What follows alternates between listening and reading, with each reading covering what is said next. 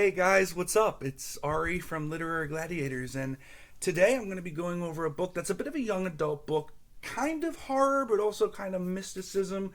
It feels like it could have been, a little bit Harry Potterish, far before Harry Potter came out. This book I'm going to be reviewing today is called "The House with a Clock in Its Walls" by John Bellairs. This is the cover of the copy that I got at the library, although I'm sure there are multiple other covers as well. The first thing I want to say is this cover is actually really, really cool. Although it's not quite depicting what's going on, it's still a very interesting cover, and I just wanted to point this out. There's also another version, I believe, that has like a purple cover.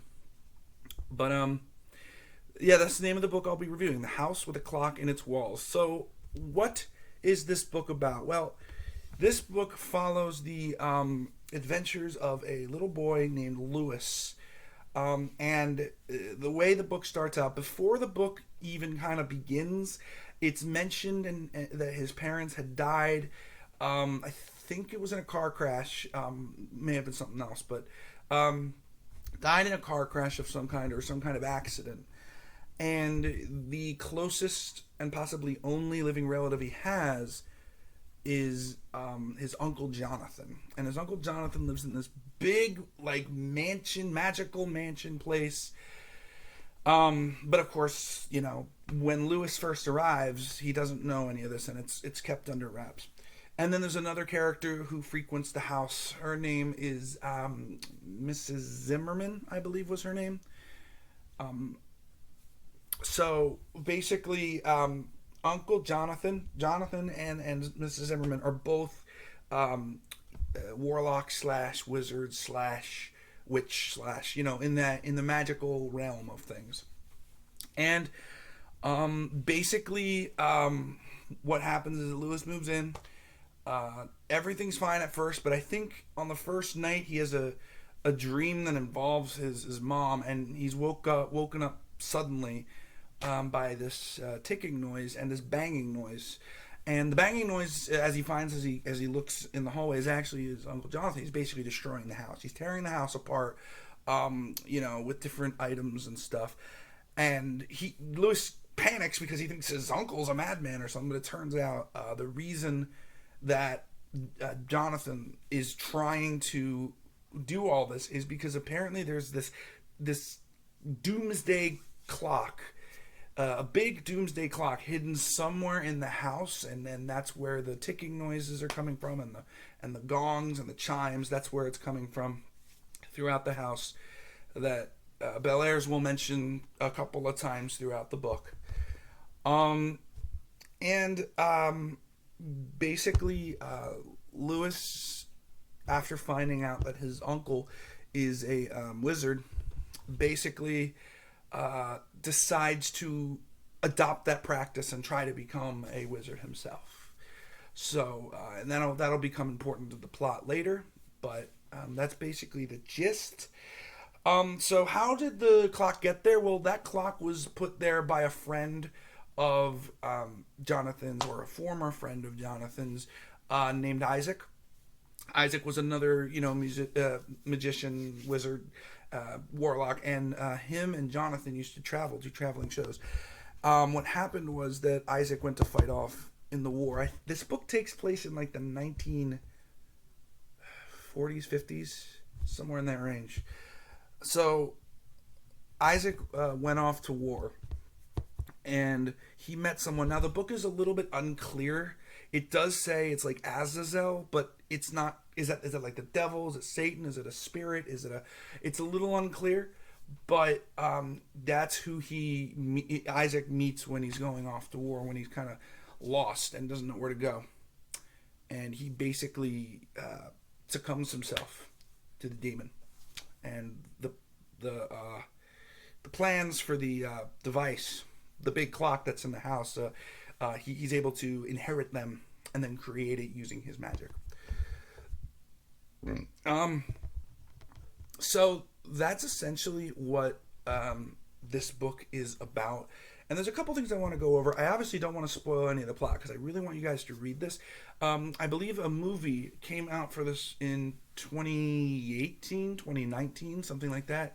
Um, I don't really remember the movie too well, but I did put on my Goodreads at the time that I really wanted to read the book, and I finally took a look at my Goodreads, and I'm like, I mean, I haven't been on for a long time, and I'm like, oh, that's a book I want to read. I've wanted to read, and I just completely forgot. So that's why I am reviewing it now. Now, I want to talk to you about a couple things in the book. The first thing I want to talk about is the characterization of Lewis and how it changes throughout the book. It's interesting. Bellairs does something that I don't usually see in books, and you can actually like. This is a strongly written character because you can like sense the confusion and fear in the dialogue rather than in the detailed description and actions. So like I'm not sure entirely how to word this, but like there's a part in the book, not in the movie, in the book. Well, it's probably in the movie too, but there's a part in the book where Lewis is being visited by his mother in a dream. Now remember, his mother's dead, but he's visited by his mother in some kind of dream, and like even though, and it turns out later that that's not actually his mother, but I don't want to spoil too much. But the conversation's interesting because and this might be because it's a dream state, but like you hear what the mother's saying, and the responses by Lewis are not quite.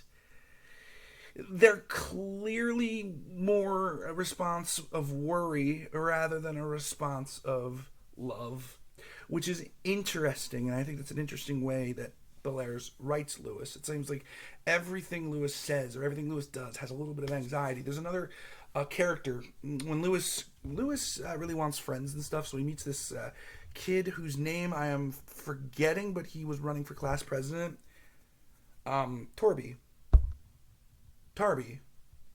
something like that.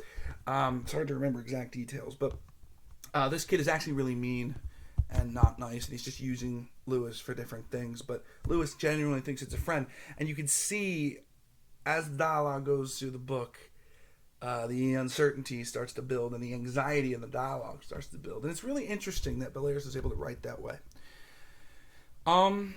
The second thing I definitely want to mention about this book is just the way that it is presented about the villain, who it's Isaac and his wife, who I'm not going to tell you exactly what happens at the end,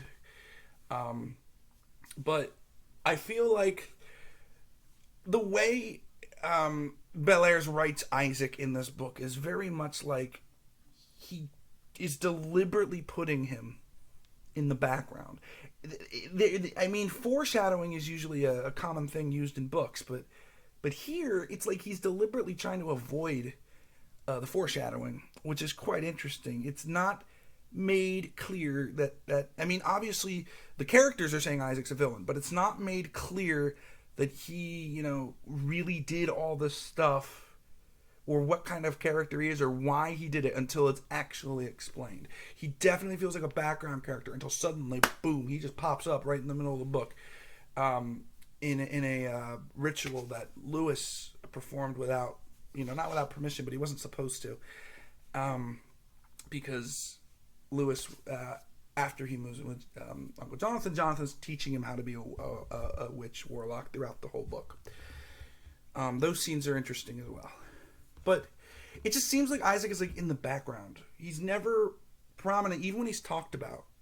So it's quite interesting, and it's shocking when he comes back, and his wife comes back in different respects, and it's just you don't see it coming. It's one of those few moments where it's hard for me to predict exactly what's going to happen with this character, which I think Bellairs did really well. And I read a lot of Agatha Christie. I know characters pretty well, especially in mysteries. Here, this really was out of the blue. While I knew he was going to be the villain, I didn't know how he would, how it would all kind of work together. And I certainly didn't know how his wife would enter the picture. That was really a surprise for me. But again, I want to hold off on that. So This book is definitely targeted, I would think, for young adults. So this would be a good book for someone between the age of 11 and 16, approximately, maybe in that range. Um, but it was nice to visit it, and I think it's a really interesting novel, with interesting characters. Characters like Lewis are really fleshed out well. Jonathan is fleshed out pretty well. Talks about his past a lot. Talks about his fears. Um, Mrs. Zimmerman also talks about their past, but I'm not sure it's fleshed out as well, or maybe it's just not as huge of a deal. It is pretty big. It is the issue she has actually play a role later in the book, but it's not. It's like I said with Isaac. It's not front and center, but in this way, it's not the greatest thing. But um, this book is quite interesting. The ending, which I'm not going to spoil, but the ending slightly, and I'm saying slightly here, it's not the worst offender, but it slightly kind of falls into the Deus Ex Machina trope a little bit, but it's not the worst offender. And the rest of the book building up to it is really strong. The climax is kind of strong and also is kind of very surprising, but once you get to the falling action, it kind of crumbles just a little bit. I think Bellairs may have rushed the ending a little bit. Not a lot, it's just a little bit. But because that's heading towards the ending, I don't want to spoil that. So just be aware that if you do choose to read this book, the ending may or may not, depending on what kind of reader you are, may or may not feel like a Deus Ex Machina ending.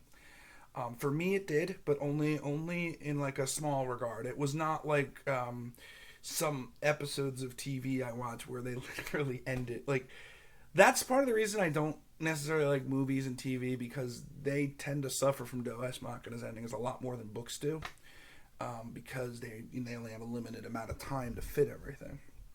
But even books can sometimes suffer from it, and in this case, I feel the ending was a bit rushed. But, like I said, the characters are really fleshed out. There are also inanimate objects that come to life in this as well. And I think Bellairs does a good job with detail. I think Bellairs in this book, his strength is detail, but his weakness is pacing. So I think that's kind of the best way to describe. I don't know what other books John Bellairs has written, but I think that's a good, at least for this book, it's a good way of putting it. So would I recommend that you read House with a Clock in Its Walls? I do. Like I said, I don't think the ending is that rushed. I think it's rushed, but it's not like the worst. And the characters, you will not. I can't think of immediately off the top of my head another author, another book where the characters are fleshed out by dialogue and not always by actions. I'm really trying to think of one. I guess 1984, even though it's an adult book, it would come. It's kind of like that, where like the characters in 1984, you can hear in their voices like, "Oh, we want to overthrow everything. Big Brother is watching you." That kind of stuff. Like, you hear it in the writing.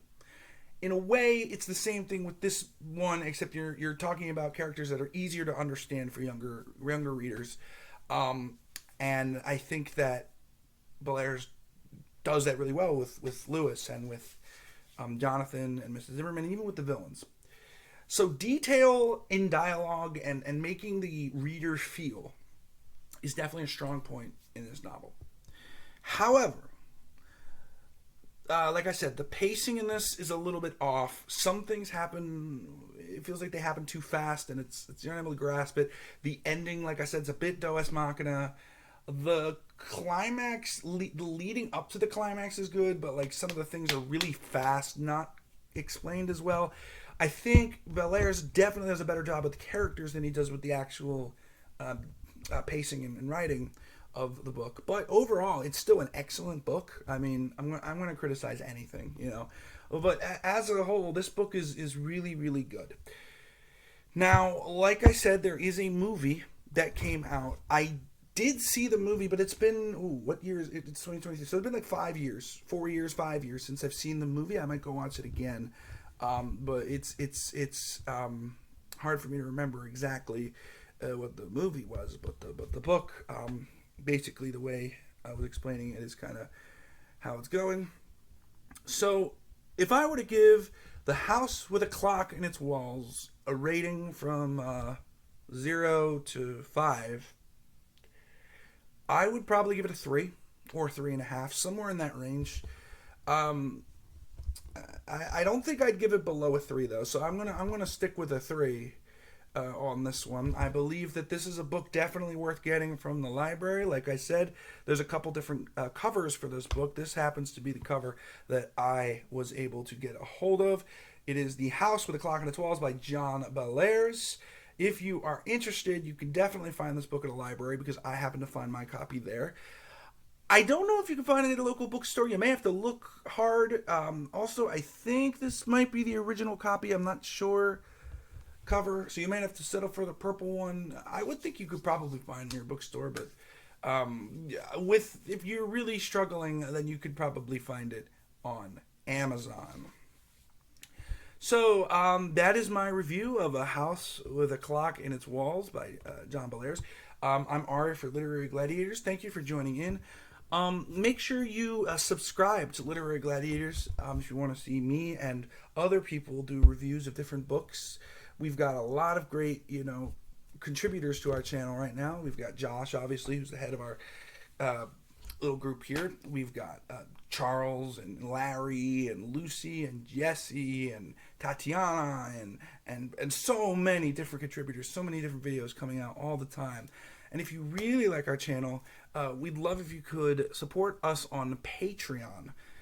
You can get exclusive Literary Gladiators content, be able to see exclusive videos, and also all the money that we get from that will go to being able to fund really cool things for the channel.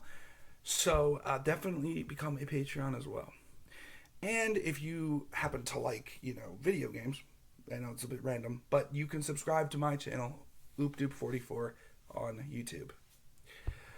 Anyway, guys, thanks for joining me. I'm Ari, and I will see you guys later.